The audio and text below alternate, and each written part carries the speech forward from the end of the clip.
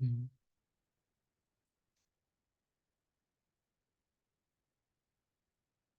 Well, hey, how you doing, Michael? Welcome, welcome. So I'm about to start right now. There's probably a few more people gonna be coming in slowly and steady.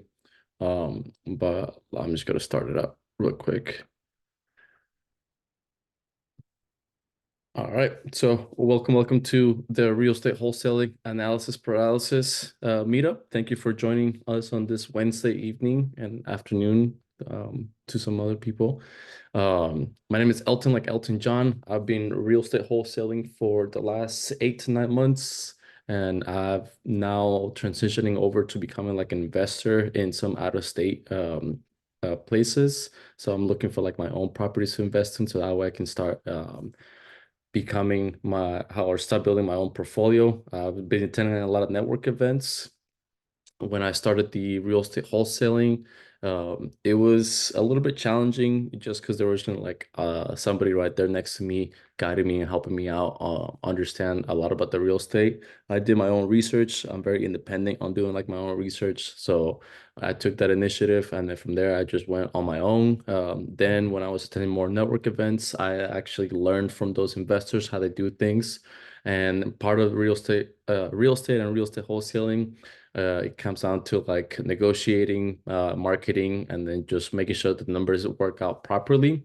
So that was been my ultimate goal, to eventually become my to have like my own portfolio. But real estate wholesaling is like that first door that opens it up to get into like that step for those who are looking into as well getting like their own portfolio.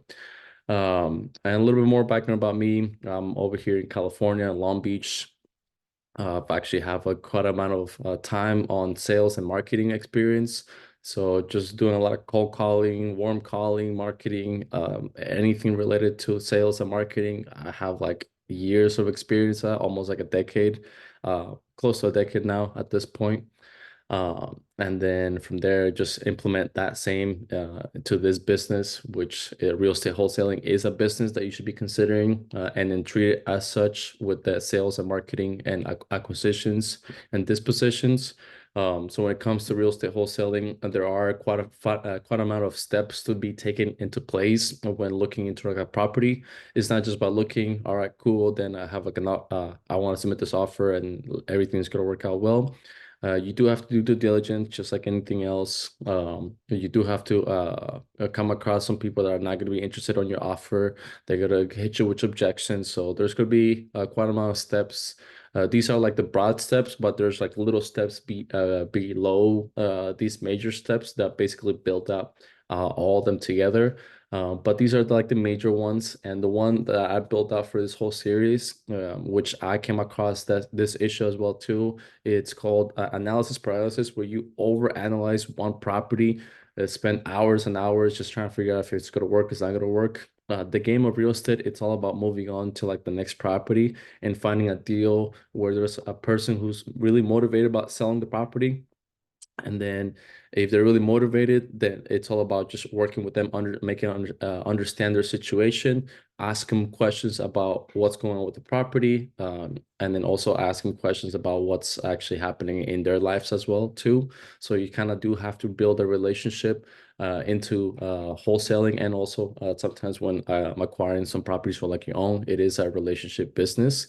But part of the analysis paralysis is just overcoming that issue of over analyzing just one property. So I've expedited that process into a streamline of just having like a calculator in place, but additionally to walking through some of the steps that are needed to analyze like a property, and also how to present it additionally to like buyers. So the first thing that we are going to be looking for into a wholesale deal, and even to like investing, it is going to be ARV, or after repair value, which is the number one thing all investors are going to be looking into, finding out what the property will be worth. If they really want to update like the property, it really depends on the property's condition. If it's fully updated, it just needs little touches, then it's going to be basic touches. Keeping it as a rental is not going to be too major. But other steps are going to be either fix and flippers, getting it ready for like ARV, or maybe just updating it sufficient enough so that way it can be for the property to continue to be a rental as well. I do have three investors over here to like compare it to. Investor one, he or she's going to be doing their numbers very differently than investor two, and investor two are going to be doing numbers very different from investor three. So these investors are going to be like your end buyers.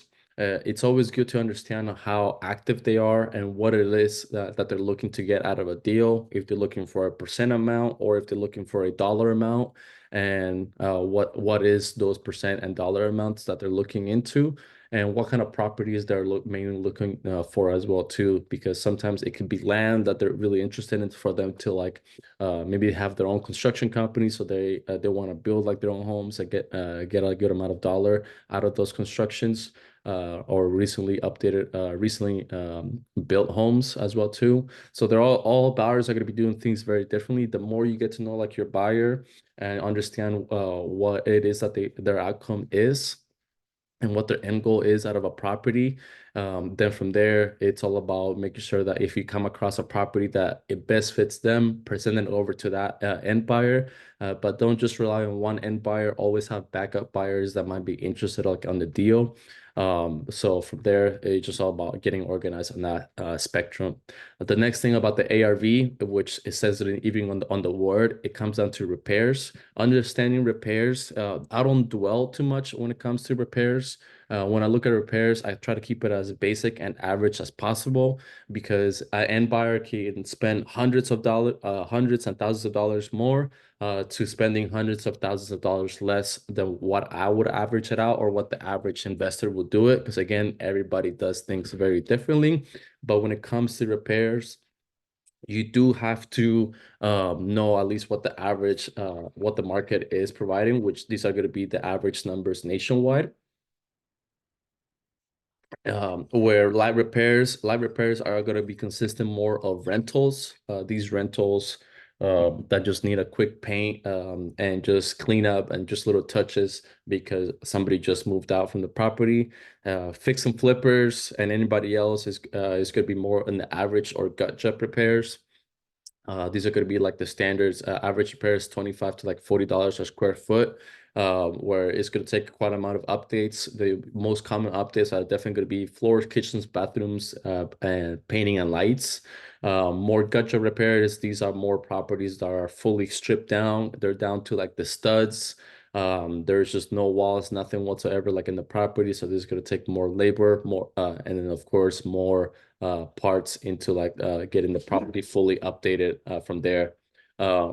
And leading on to like the next spectrum, once you find like the ARV and also get to understand what the repairs of a property will be, which I'll have you guys interact on some of the properties that we're going to be looking at, some of live examples as well, is knowing also whenever you're looking at properties or comparing similar properties to the subject property you're looking into. I know it's like a tongue twister with that. There are going to be certain parameters that you do want to stick with, because again, part of the process is to look for similar properties or comps, as they call them. Comparables is the long word. Is these comps have to be very similar to the subject property, but these parameters are basically parameters that an appraiser or an appraiser is going to be looking into. They're not going to be going too crazy on those comps, but they do stick within certain parameters, which includes living space is going to be strictly plus or minus 300 per square foot. So if a property is 1,500, it's going to go up to like 1,800, and then minus 300 is going to be, you got to look for comps between 12 to like 1,800, and then make sure that they did sell, those properties did sell within the last 6 to 9 months. The square footage of the lot, this comes into play whenever a property is more like a farm style or there's a lot of acres involved on the property. Yeah, so this one is not subsequently needed for every single property. It's just more on those Midwest properties that are just more farm style, and you have like acres and acres of land over there. where that's where you have to measure that square footage of the lot. Radius wise, you do want to stick within a half a mile to a 1 mile radius of where the property is, but there are going to be, which leads to the next big parameter, is not crossing double yellow line roads. Over here in Long Beach, one of the main roads that I'm thinking off the bat is kind of like this one. It's on Ocean Boulevard. It's close to like downtown Long Beach. And basically what it is, a double yellow line road, it's a road where there's heavy traffic constantly, either in the morning where people are using it to get to work, or in the afternoon where people are using it to get home. There's construction, there's also buses, so there's big transportations uh, happening inside of these roads, where an appraiser is not going to compare a property from one side of this road to the other side, just because that's something that they don't really do whatsoever. It doesn't matter if it's the exact same size, same everything on the property. They're not going to be pulling that comp or whatsoever.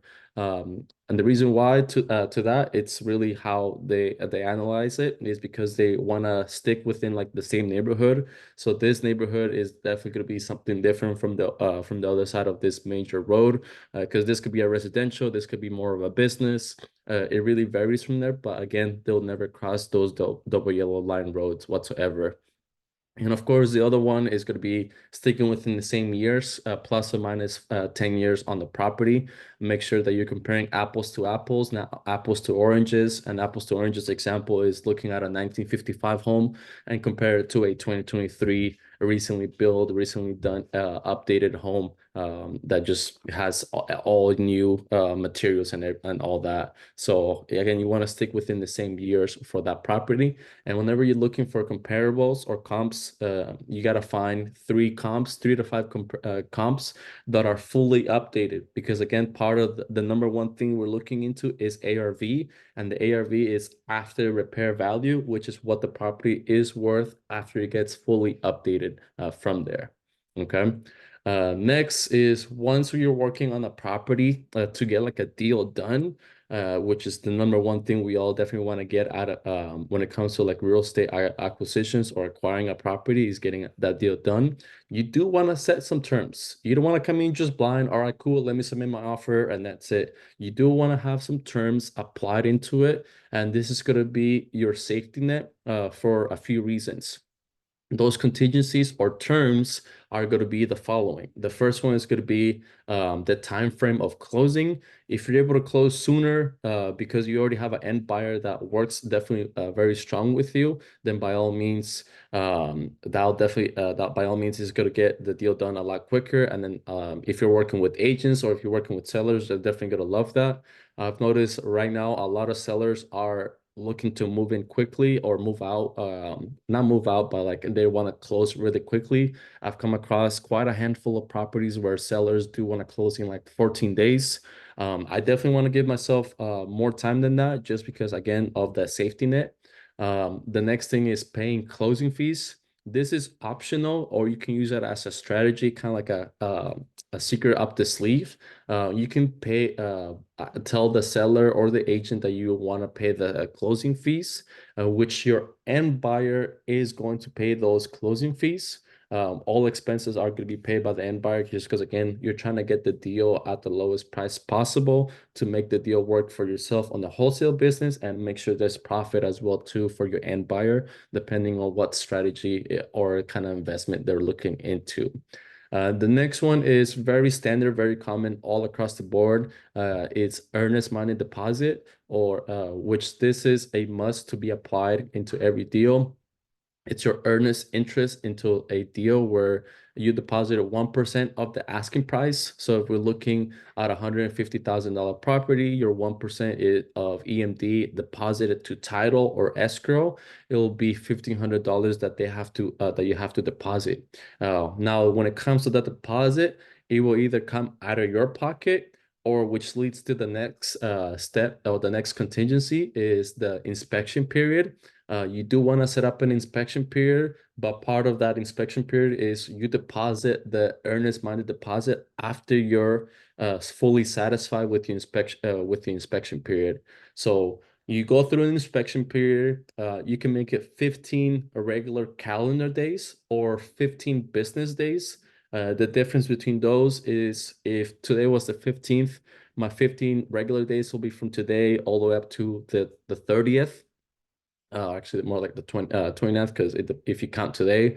But then now if you're looking at 15 business days, you're only counting Monday through Friday only. You're excluding weekends by all means. So like it says on the description, Monday through Friday, 9 a.m. through 5 p.m. only, no weekends whatsoever. So that's going to push the closing date a little bit further down.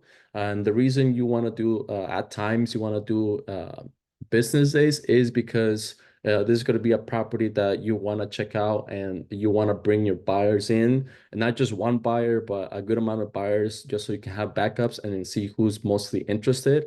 But have them bring their contractors, their agents, whoever it is that wants to check out the property for them. They'll be coming in.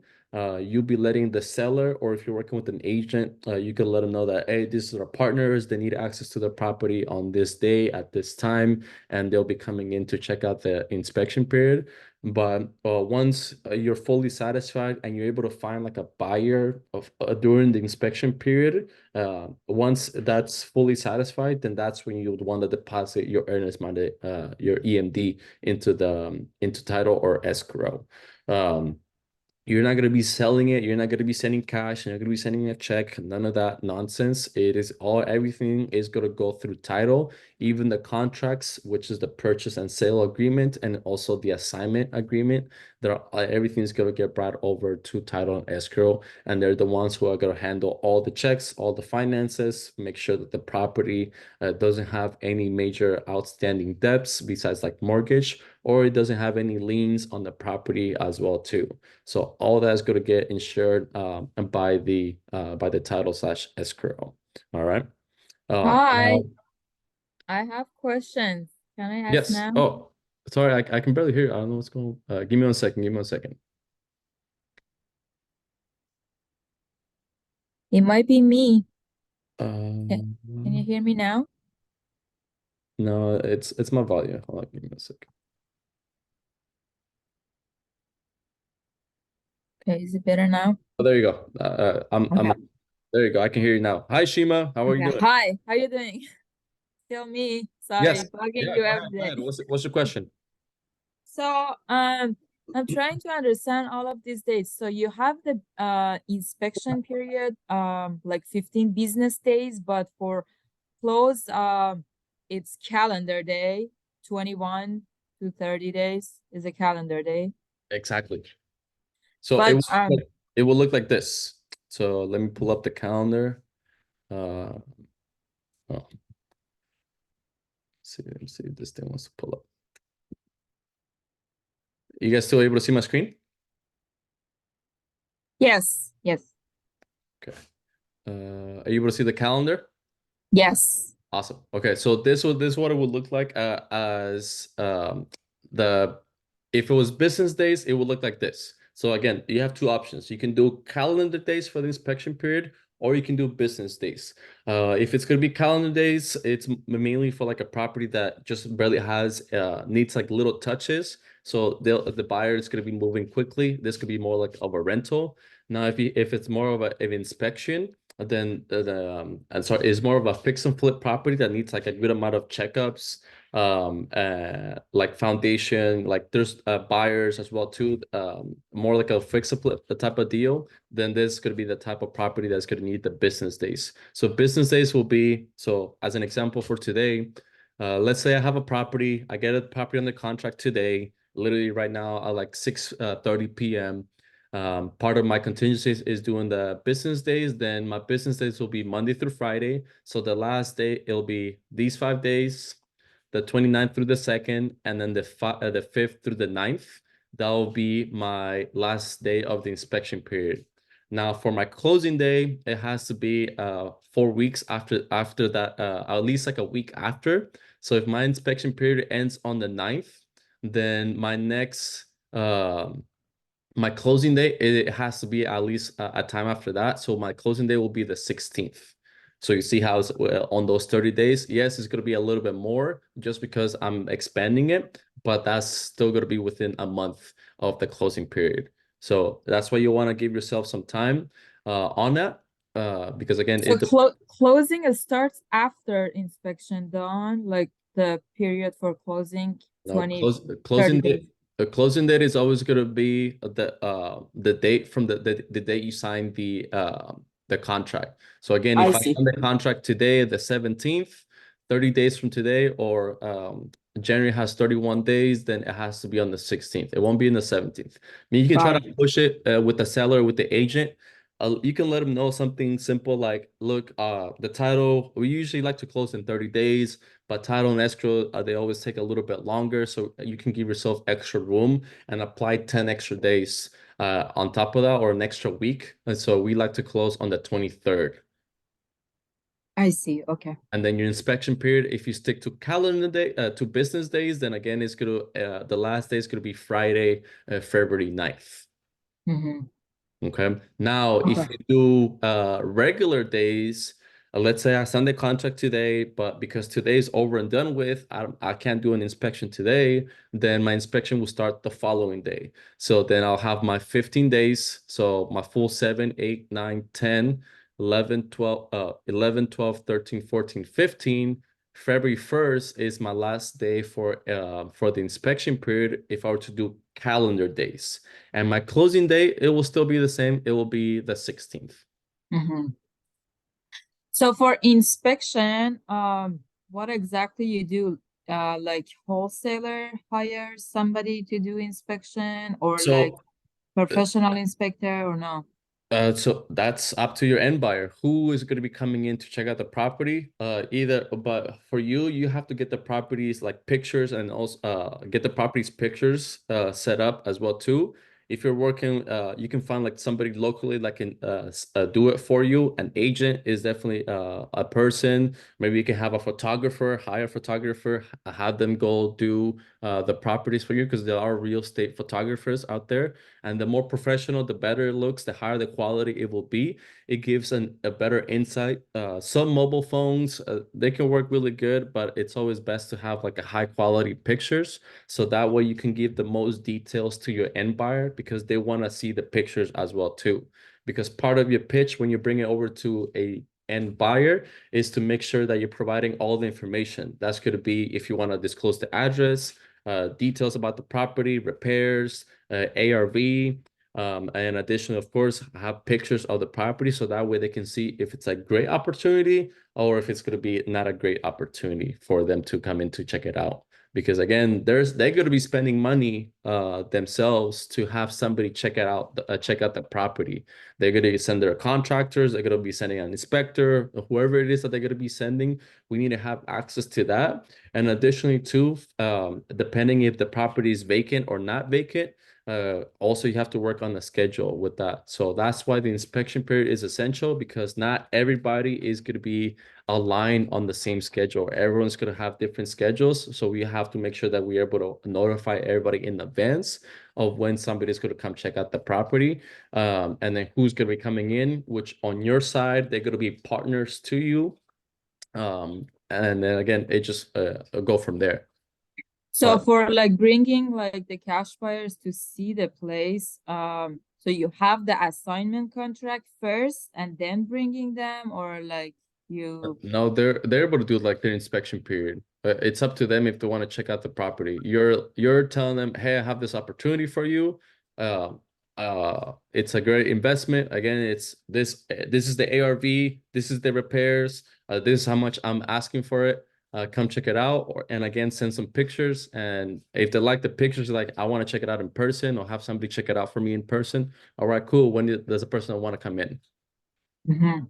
So this is before Okay. getting in contract, because again, they're probably they're gonna let you know off the bat. They're gonna give you a lot of feedback on that during that time. They're gonna be checking out the property, either themselves or somebody else. They're gonna give you that feedback, and that feedback is basically you probably might need to adjust like your numbers, if anything. Got it.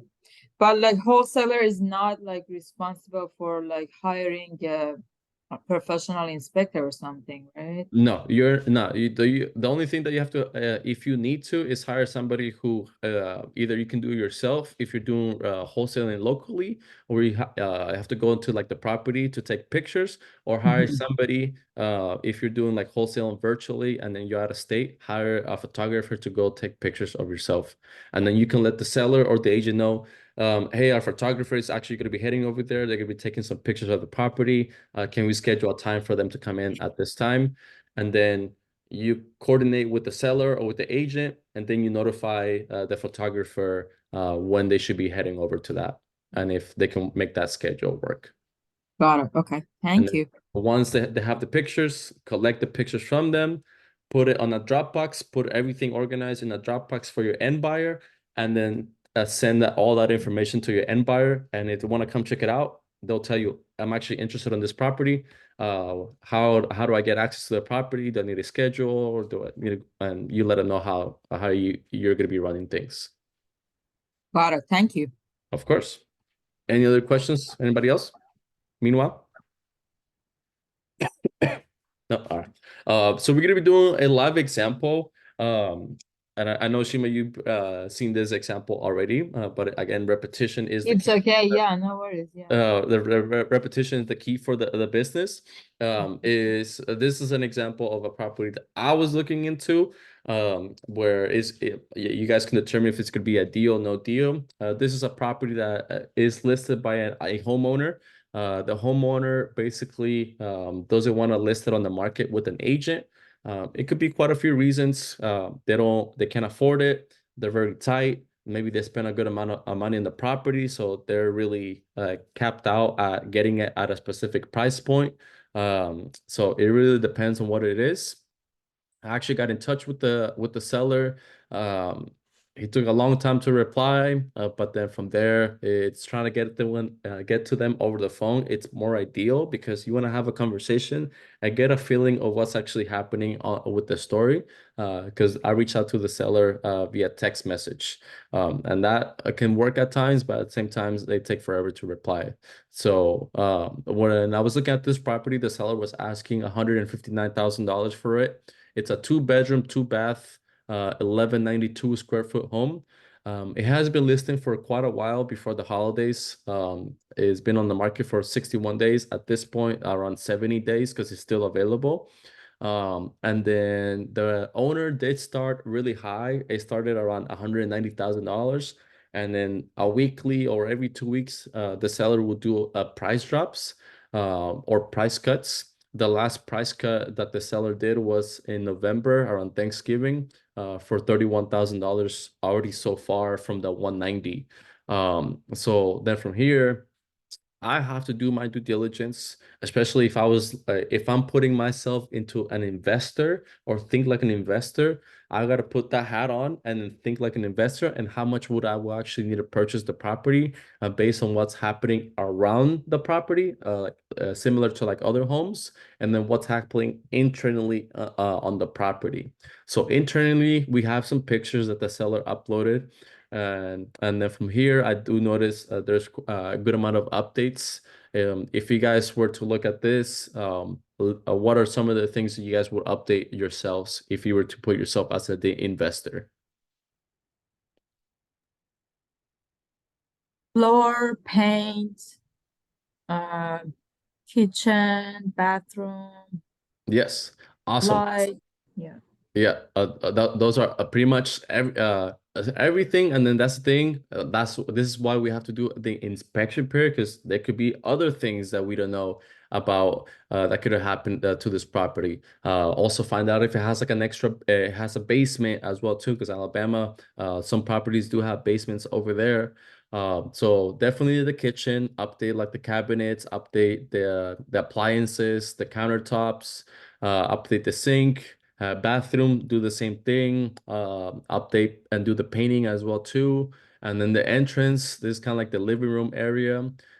Take off the carpet, so do the floors, do some painting, maybe change some of the lights as well too, because there's different color schemes of lights. There's like that green, yellow, and then there's like this other yellow happening over here. So you want to make sure everything gets evened out, and then just fully update like the home, uh, make it modern looking from here. So then now, if I'm seeing that, and if I were to compare it to like what the repairs would be like, where would those repairs kind of stand out based on everything we just listed? Would it be more on the light repairs, average, gut job repairs? Where would it be more on your, what do you guys think?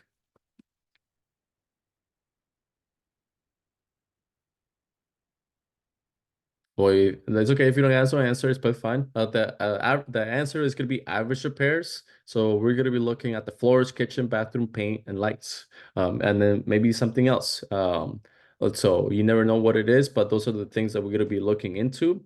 So that's just a little perspective of it. Again, I'm not gonna dwell too much. I'm just listing things that it needs, and then the more it needs, then that's where I'll start heading over to like a different section, or AKA the gut job repairs, because it's going to need a good amount of other work into place. So now let me analyze like the property. When I'm analyzing this, what I'm thinking as an investor. The seller wants $159,000. So that's already that's how much money I need off the bat if I were to buy it full outright cash, or if I want to finance it, then I have to get 20% of that. But that's how much the property is going to be costing. Next, I got to pay closing fees. And closing fees, if you're to buy for yourself, is going to be between 2 to 5%. Sorry, between 3 to 5%. And if you were for on the seller side, it's going to be 5% on their side as well too. It could be a little bit less as well too. It really varies. But as an investor or as a wholesale, part of the to make the deal work, like I was mentioning earlier, part of the contingencies is we can pay for the seller's closing fees, so that way we can get a better deal out of the property. So for this purposes, we are going to have our end buyer pay for the closing fees, which is going to be the buyers, and the seller's closing fees, which is the standard 10%. Next, we got to look at the repairs. So I estimated the repairs to be around $35 per square foot for this property based on everything that we were just naming and listing. So it's going to be roughly around $42,000. Of course, I want to make sure I get the profit out of the deal. So we got to sum all this up. The 159 plus the 15,900 plus the $42,000 plus 15% on top of that number. Our number comes out to be $249,500, or AKA this is what our ARV is. And this is what the seller is telling us. If we were to buy this property, do all this work, pay all these fees, and also make sure to get like your profit as well too, this is how much you need to sell the property for. And that's what the ARV is, what the property can sell for after it gets fully updated. And I make sure that I get my profit in the deal as well too. This is how much I need to look, find a comparable or similar property that's sold in the neighborhood for this price. So then now I gotta pull up the maps and then see what actually sold. So I'm gonna use Redfin, I'm gonna use Zillow, I'm gonna use PropWire. All these are free non-subscription platforms where you can find comps and comparables to help you find properties that are similar to the one that you're looking for, and then see what's happening on that area. So for this property, my subject property was in between these two circles. And I did this outline because this is the neighborhood I'm looking into. And why did I do this outline? And the reason why is because I have two major roads. I have this freeway and I have this other like main traffic road. But because the freeway, there's an off-ramp over here. This road over here as well too is a busy road. It does have when I use Street Viewer, it does have those double yellow lines, and it's a high traffic area for this main road. So I can't compare any of my subject property to this property right over here outside of that area. No matter how similar it is, I just can't, because again, an appraiser, they're going to stick within the same neighborhood for those comps, or for finding similar properties. And I can't cross over here because again, there's this major road over here where there's also same thing. There's an off ramp off the freeway. So this is going to be another busy road. So this is going to be my area or my division to like stick into for the properties. And I did find within that neighborhood, I did find similar properties. So I came down to these three properties over here. These were my top three properties that recently sold in the last 6 months. That is within the same year, same square footage, plus or minus 300 square feet. And then also, what's it called? I'm looking for properties that are updated and in better condition than the property that I'm looking into. So these were my top three. And then what I did with these top three is I get the asking price of what it sold for and divided by the square footage of the property, and it gives me the price per square foot. So that's the thing I want to get out of it, because I need to find the ARV based on what the average properties are selling for per square foot once they're fully updated. This one turned out to be 123.5, and then this $180,000 property turned out to be around $120 dollars per square foot. And as you notice, even though these two are very different from each other in square footage, they're almost the same square footage as well too. So that just tells me the square footage, these three are like going to be like the best, because the more similar they are, close to the similar the square footage price per square foot is, then that tells you that that's how much the properties can sell for. So then now what I'm gonna do is I'm gonna get the average. So add them all up and then divide it by the average of all three. I get $115.5 dollars per square foot. My property that I'm looking into, the square footage of that property is 1192. So I'll multiply those two numbers together, and my ARV is $137,676. Of course, this is what the property is going to sell for once it's fully updated based on the comps that I'm looking for. Sometimes, rarely, you can get away with one comp that it's like in the best shape. And that's if you have a buyer that trusts you and they know that your numbers are really spot on, everything's really good, and or maybe they just have the money, they only care about buying the property and holding it for a long time. So they play the depreciation game, and that's perfectly fine. You can get away with that. Very little though. You can only get away with very little. Everybody else, there's going to be a fix and flipper, and any other buyers, they're definitely going to be looking at more comparables and see what the market has to say about that specific neighborhood. Any questions so far? No? All right. You can also drop your questions as well too in the chat as well. Now, I found out the property. I found out what the neighborhood is like. Now I got to do the numbers and then try to figure out where my offer needs to come into place. Of course, part of the process is to get to know the buyer first, get to understand, have the seller give you, sorry, I meant to say the seller, have the seller give you as much details about the property and as much details about what's going on with their story, that they're getting rid of this property. Also, how did they come up with the asking price? Did they have some help? Did they do their own due diligence?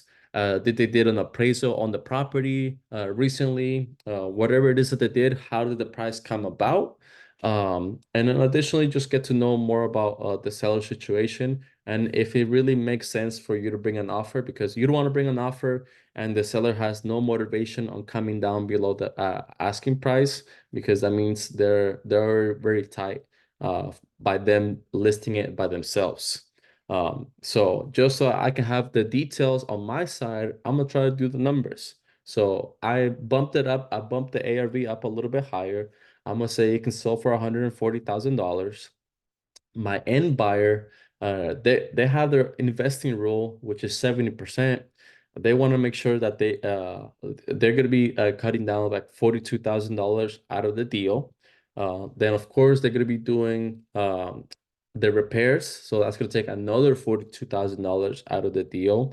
And then now, if we were to purchase this property to keep it, or if an end buyer were to bring an offer in, this is what they will bring like the offer into like the table. Of course, sometimes they like to go a little bit lower and negotiate up to this, or they're okay with going a little bit higher, depending on if they're willing to cut some of their profit. The 70% rule includes both the closing fees and their profit into place. So that's where their investment will come into play. But now you, as a wholesaler, you also want to make sure that you're applying your wholesale fee into place. So then you also, let's say you want to do a $10,000 wholesale fee. The average nationwide, it's around $8,000 for a wholesale deal. So $10,000, or if you want to be greedy, you can go with more. Everybody does things very differently. But for this example, I'm gonna stick with $10,000. My maximal or the highest offer I will bring into the table, it will be $46,000. But again, I'm gonna work the relationship first. Once I get to understand and see if there's motivation from the seller, then that's when I want to present my offer. But just because my highest offer is $46,000, I'm not gonna bring that offer right away. If I bring that, then my whole deal can crumble. So I want to make sure I start lower than that. And then to me, I would start somewhere, I'll say $36,000. And you're like, that's a huge difference from 159 to $36,000. But yeah, I did my due diligence. My end buyer, he or she's gonna do their due diligence, and maybe that end buyer doesn't work, and another backup buyer is going to be doing things very differently. So they're going to be doing their own. So everybody's going to be doing things very differently, like I was mentioning from the beginning. And it comes down to that because, again, that's everybody does things very differently into this business. But if I want to make sure I get my deal, I might cut out of the deal as well too. Then I'm not gonna start off where my highest offer will be. I need to start coming down lower. So my offer does have to come down to that. And then also the reason it's coming down way too low is because I did my research, and my research was telling me that the highest this property can sell for right now is $140,000. Then that's what I have to go base it off. But let's say the seller does want to negotiate, and then we continue negotiating, or they give me a counter and the counter offer is like way too high, then I want to bring another counter. My next counter, I will go up by $5,000. Then I will come down to my maximal allowable offer. But then if the seller, it's really close, I can sense that the seller is really close on like budging into like getting the deal done.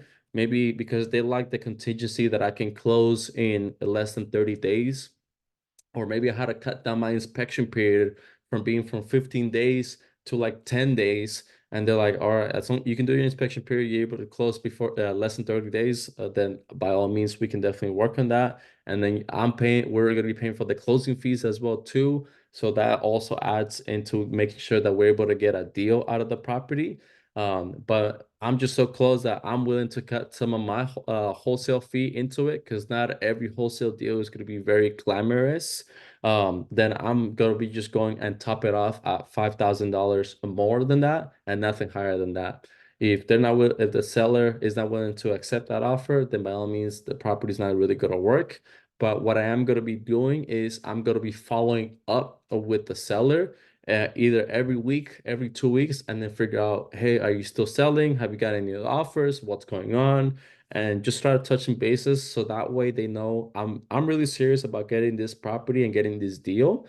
But it's all about making sure that they're able to work with me as well too. Just because, again, I'm being consistent and persistent and touching bases with them, that I want to make sure that they know I want to get this property on their behalf. So for me, if I were to come across this property, even with from some of the due diligence, just by finding this out, that the property about the property, the not having more recent comps, to me those are little red flags already off the bat, because the prices in October are definitely different from what they are now. And there's just not a lot of activity happening on this area. There's only one investor that probably updated this property, and that's it. If I were to look at like other neighborhoods and there's more activity into that, I would want to prefer to work in a neighborhood that there's more activity, just because this is kind of a deal where it's going to be a long shot deal, and long shot deals do take are those deals that you have to be very patient and have to be very consistent in your marketing and your follow-ups from there. Because if you don't follow up consistently, and then the person ends up selling the property at what it is that we're interested on getting under contract, which is that $51,000, then you missed an opportunity just because you missed to follow up on the seller whatsoever. So all those opportunities do come into place, but again, so that's the thing that you have to understand about some deals, is get to know like the neighborhood. seeing how other buyers, where other buyers are coming, if there's a good amount of other investors and buyers around the area, or if there's nothing whatsoever, then it's just best to walk away from the deal. Or if you want to play the consistent game, and then it's going to take a little bit longer. Some deals can take 3 months, 6 months, up to a whole year for you to close it. But hey, you got the deal done. It doesn't really matter. It's an opportunity for yet another deal done. But again, sometimes you do have to play the patience game. Any questions whatsoever before I actually do like a live deal? Anything that you want me to touch up on the presentation or anything else beyond that by any chance? No? Awesome.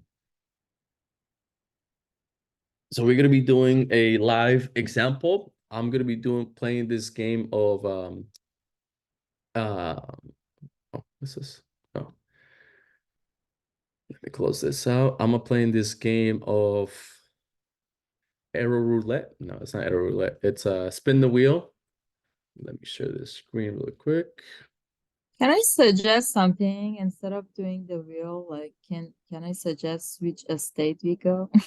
Yeah, go ahead. Can we do California Bay Area? California Bay Area. All right, cool. What part of the Bay Area? I mean, a Bay Area, obviously, it's not a good place. Maybe East Bay, like Hayward. Hayward. Okay. Yeah, I know. I'm from the Bay, so I don't know if you're referring to San Francisco, San Jose, Hayward, Oakland. Uh, Yeah, it just really depends. So like the Bay Area is very big, so it just depends on which city you want to look into. yeah. Because I mean, I've been looking in Hayward. I think Hayward. that's Let's more check it out. affordable. Yeah. Um, do you know the county for Hayward? I believe it's in Alameda. I can quickly I check. think it Hold on. is. I remember. I think it is Alameda. Let's see here. So that's what I'm trying to look for over here. The county. Yep, it's Alameda. Perfect. Yeah. Awesome. All right, cool. All right, let's see. Let's see. And you want to stick to Hayward. All right. So this is the thing I'm gonna be doing is I'm gonna be looking for I'm gonna filter it down for things that I like and then properties that basically move. Properties that move are constantly homes. A lot of homes are moving right now. Sometimes it just comes down to like the investor. When you're looking at multifamilies, two, three, fours, and higher, it comes down to the numbers. It's strictly just numbers because it's a income and expenses business. So multifamily, it's more about numbers. When it comes to about residential homes, it's literally about what kind of work that it needs, and you can keep it as a rental sometimes, but it's easier to flip because you have retail buyers, investors, you have all type of buyers looking for single family homes. So single family homes are really good. I'm going to be looking for properties that have been sitting for more than 45 days. And then I'm looking for properties that are not built beyond 2005. And just because 2005, they're still rather new on those properties. It's just little touches on the paint that they really need. And the square footage for the properties, I'm looking for properties that are at least 1,000 square feet and higher. Those ones are the most common ones because you could have somebody downsize from a 3,000 or 2,500 square foot home to like 1,000, maybe 1,200 uh, type of home. So that also works as well too. Usually a lot of seniors do that, or sometimes they get sent over to 55 plus communities. But I'm gonna exclude the 55 plus communities for this example. So then from here, let me filter it down by the days that it's been on the market. And I'm also looking for like looking at the pictures. I'm able to tell from my experience, I've looked at hundreds and thousands of properties. I can literally just go through each single property as quickly as possible and then look at which ones are good deals. This one is in Oakland, so I kind of want to stay away from there. Um, let's see. Hayward, where's Hayward? Isn't popping up right here. Yeah, a little bit. Yeah. Higher. All right, cool. So let me just go here. We have this 32500. This is San Leandro. Do you want me to do specifically just strictly Hayward to make it easier? No, not really. I guess we're good, like all of those city around. Yeah, okay. Um, so this we're still on Chabot Park. So not too much on that. This one it looks not too bad. It does have updated flooring. This is listed with an agent. So with an agent, I always like to see what else they did besides the LVP, countertops, spacious layout. Um, so let's see here. So from pictures, you're looking for something not renovated, right? I'm it comes down to like again, this could be a buy and hold. Somebody who wants to buy Mhm. and hold this property and they're gonna see it. And also, like so far, the biggest thing that I noticed when I was looking at before I even clicked on the bigger pictures is I noticed the kitchen. It was just a little bit outdated. I noticed everything else, the lights, the walls, and the floor was like better, but it's just like the kitchen that needs a little bit of update. And also the outside, or maybe just changing the color scheme of the property. Um, when I come across properties, um, I don't like this one color scheme for it. It's always good to have like double color scheme, so that way you make the home stand out inside and outside. Um, Windows looks like it has some updated. Bathroom also can need some work as well too. It's kind of like this egg colorway that I just don't like, and those are the properties that I'm constantly looking for. And also, the very first thing I like to do too is check out the neighborhood, seeing if there's any other properties out here that have been recently updated. And then as you guys can see, this a double yellow line road, but this is a neighborhood, so not a heavy traffic area. And the reason I'm able to tell is just how this area is like really zoomed in.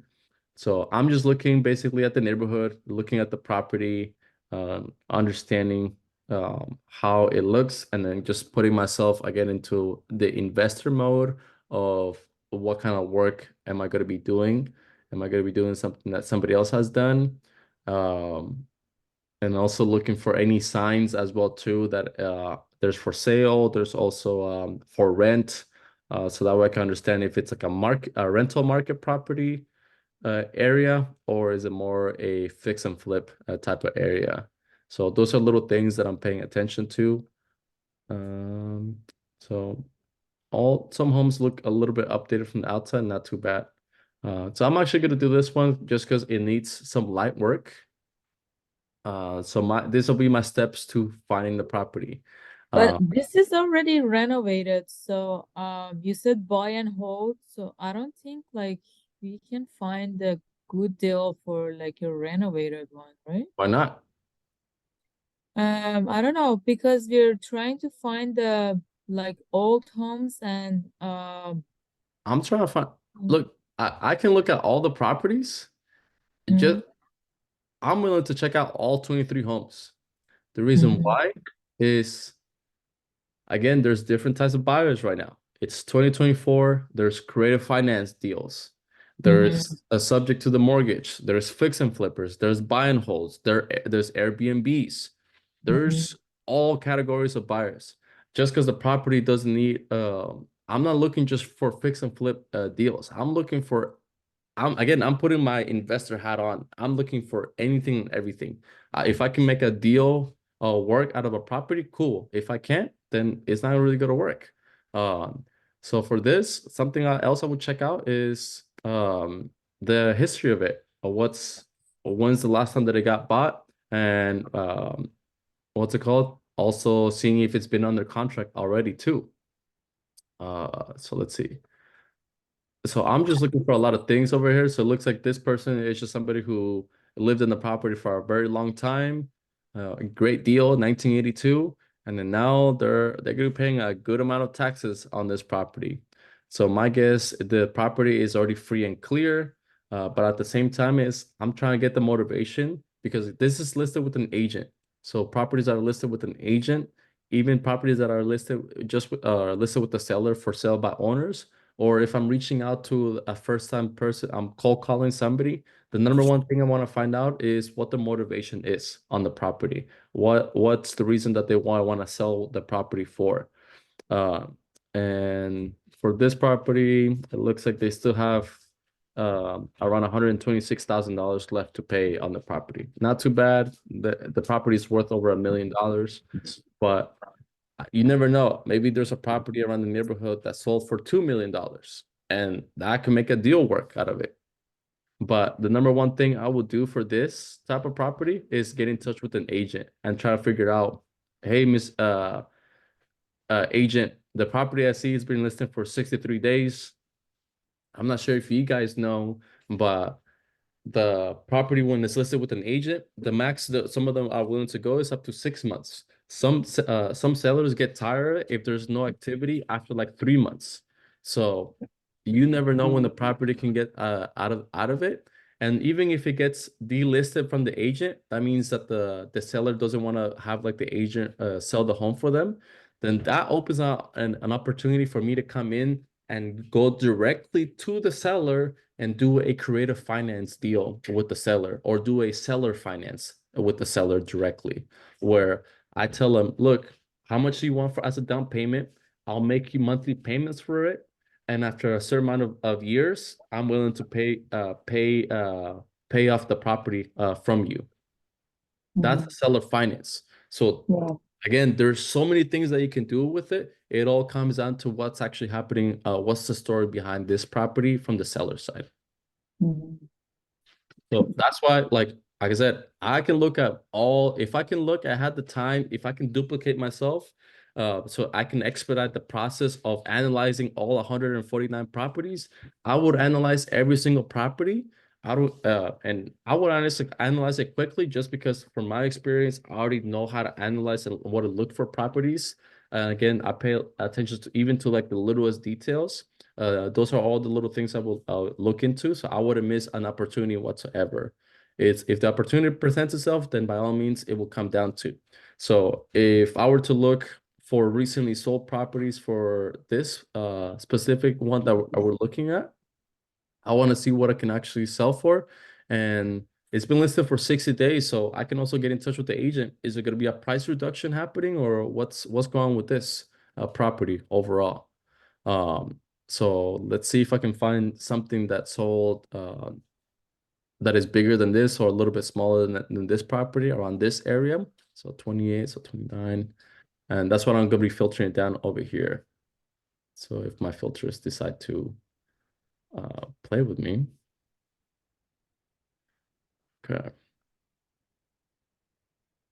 Why is this thing not working?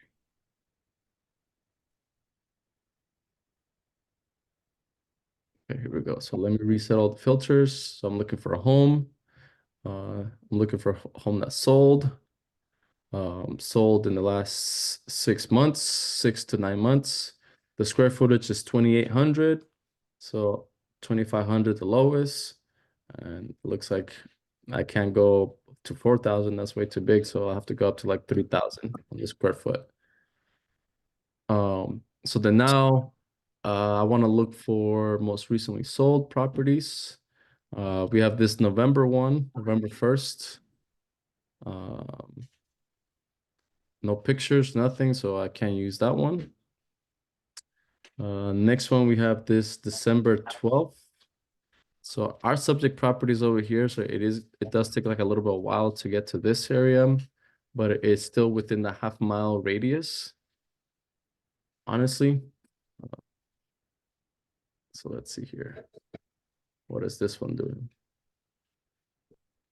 So if this property, same square footage as our subject property, 2,800, a little bit bigger. Again, this is a $1.3 million home, has floors, and that's what I'm talking about with the walls, is make sure there's two color schemes over here. Maybe even get rid of the carpet. The flooring already got fully updated.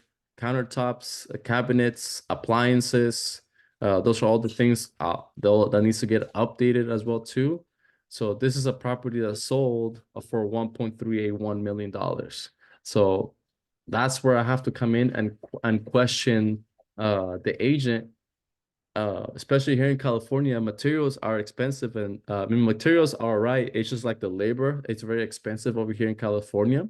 Yes. Is how much is it going to need in repairs, especially with this big home that we're looking into. So that's where I will use my calculator to like estimate how much in repairs is actually going to need. Uh, so a property is listed for 1.1190. It has a little bit of small debt into it. 2820 on the square footage. Just already know from like the repairs, I might estimate around $20 per square foot for it. And there's no basements in California. Just the kitchen and the bathrooms is definitely going to be a little bit more than $56,000 for this property.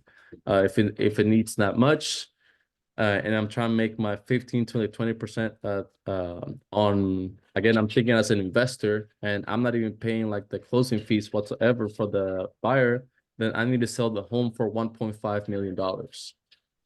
This one, way better condition, sold for 1.381, and that was on October. So at this point, it can sell for 1.5, 1.6, if anything, but then maybe I need to do more touches to like the property, do the outside, um, just make more, even maybe change this color scheme of the, uh, what's this thing called? Landscape. Mm. No, I forgot what the word of this of the red stuff is. Maybe change like the color scheme to like a black scheme. Uh, just little things I'm basically that gonna be doing to like the property just to bring extra value into it. Just because again, I want to make sure it matches it up. And the other thing too, the most recently sold property on this area that we're looking into, um, it's November and September and that October one that we were just talking about. So there's not a lot of activity over here where it's worth it, just because again, there's not a lot of homes selling for a big amount of price after it gets fully updated. And then if they do get fully updated, or if they're fully updated, it looks like the most they're gonna be selling is for 1.381. Again, this other one for 1.4, there's no pictures, there's no details on that one whatsoever. This 1.5, it was back in August. Back in August, prices were way different, but this is gonna be a different conditioning. Uh, where's that? Um, So, and then this one, just same thing. There's extra stuff to it, into like the property that maybe there needs to be work done, like on the backyard, to have like a grill set up. So those are things that we always have to like match it up to make sure that you're bringing like the same exact value to like the property, the one that we're looking into. So for this property, it will be a deal that I'll have to pass on because there's no activity. The property is definitely overpriced, and there's no activity whatsoever on the property itself where there's been other offers or has been under contract in the past whatsoever. And there hasn't been any price changes on the property, even after 60 days, even after like 30 days, there should have been a price change, but none of that is done whatsoever. From my experience, I'm thinking that the seller is telling the agent, I want to get this property sold at this much, nothing lower than that. So it's going to be a battle of finding that out. So the way I will work with this is I will work strictly with the agent and see like, okay, this property is not going to work for us just because it's overly priced. What else? What other properties do you have by any chance where um either you're still working them so they're still off market, which we'll love to check out, and then see if it fits us, or anything else that you have coming up that we want to bring like an offer into those deals. So yeah, that's what I want to work on, the relationship with agents, and that's what I've been doing is we're just working directly with agents specifically, so that way they can bring that value. And the value I will bring over to them is let them know like, hey, I don't have anyone representing me. So you can take both sides of the commission. if the broker or the broker they work for allows them to take both sides of the commission, because in some states or some brokers don't allow for the agent to take both sides, and it's perfectly fine. But those are that's the way I will work with them, and they will work with me just because I'm a little know I'm a buyer. I just happen to be in SoCal, so I can't really check out the property. But this one, it doesn't really work on the number for us. What else do you got? Betting chance that I can check out and then see if it's worth the investment. Got it. Okay. Thank you. Okay. So again, just because I'm not trying to force a deal, I'm just looking at every single opportunity that it's out there. Um, I'm just trying to make sure like it's an opportunity that I'm not gonna be missing on, that somebody else can like can take advantage of whatsoever. Because maybe there's more debt on the property, maybe there's a lien on the property, maybe the seller happens to be a what's it called? Someone who inherited the home, and they just did like some little touches just so that way they can get most out of it. So it really comes out to what's happening with the story. So I'm always going to be looking for those stories and try to see if I can get something relatable with that story and build a relationship. And then after that, try to bring an offer in that makes sense for us, because again, it is a business and also makes sense for them as well too on the seller side. Got it. But Okay. take every opportunity that you get whatsoever. Just I don't skip anything whatsoever. I don't let anything on my side. I don't let anything go on the cracks whatsoever. If they send me a $1 million home, cool, send it to me. I'll check it out. If it doesn't work, let's move on to something else. But if I can make it work, I'll make it work. But I'm not gonna force it to make it work if there's no motivation whatsoever. Got it. Okay. Um, but yeah, I mean, yeah, those were the two examples. Thank you, Shima, for giving us the area. And I know it's challenging over there in Northern Cal just because properties are going to be more expensive, but I it only know. takes one deal. It literally just takes one deal for things to change. Okay. Yeah, it's hard to find like anything lower than like 1 million. Uh, and that's fine. In my neighborhood, there's properties that are selling for 1.1 million. So all the but what's doing with that, and that's the thing that you want to pay attention to, or again, it's just little things that I've added to like my belt. Is if a property that got fully updated sells for a good size of for a good amount of money, then what that's gonna do is gonna notice, and this is what a lot of agents do, is they're gonna send their marketing stuff recently sold for 1.1 million, and that could be the home that they can bring over to you, because like the seller was like, yeah, that property sold, we're actually looking to like downsize. Yeah, let's see if we can get for the same price for our property over here, and the agent's gonna do all their work. But again, that's how it is when it comes to marketing and looking for like properties. It takes one property for somebody else to be interested just because it's sold at a different price from it. But that's the thing, is a lot of sellers, they don't do the due diligence. They're gonna come into somebody who's professional for them to like do the due diligence for them and then see what they can get out of a property, but at the same time find like what their motivation is. So that's how the market works. One property brings more value or can bring curiosity for somebody else in the same area or the neighborhood. And that could be the opportunity that you can climb into. But it's all about just getting in touch either with agents or doing what agents are doing, cold calling local neighbors and letting them know like, hey, this property sold for this much, would you be interested on selling by any chance, or see how much a property is worth. Those are little things that I always like to ask sellers whenever I'm cold calling as well too. I like to ask them like, hey, do you by chance would like to know how much your property is worth right now, because there's other properties that are actually that recently just sold. So I'm acting like an agent, but I'm not an agent. I'm letting off the bat of that. It's just I'm letting know what the value, the possibility of the value that there is on their home, and then let it know if they might be interested on selling. But work on the motivation side of it, and then see if they're willing to work with us and my partners that we buy properties cash where there's no commissions involved, and we try to close as quickly as possible or work with it within their time frame. Okay, sounds good. All right. I know it's a lot, but it's all about repeating. Just don't just accept one property whatsoever. Just try to look for more and just keep the momentum going from there. Okay. Got it. Yeah, thank Uh you. anybody else for any other questions? Johnny, by any chance? Or not Johnny, Michael? Any questions? Perfectly fine if you don't say anything. Mhm. All right. Well, that's it for today's meeting. Yeah, if you guys do want to have access to the calculator, I think I might have, oh, it's right here.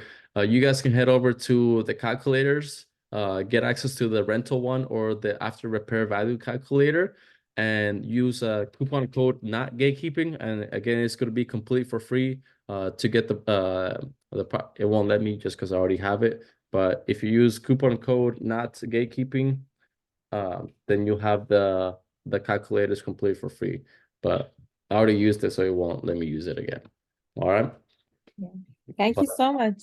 all right. Thank you guys. You have a blessed night, and then hopefully I see you You guys on our too. next meetup. Yeah, thank All you. right. Take Bye. care. Bye. You too. Bye.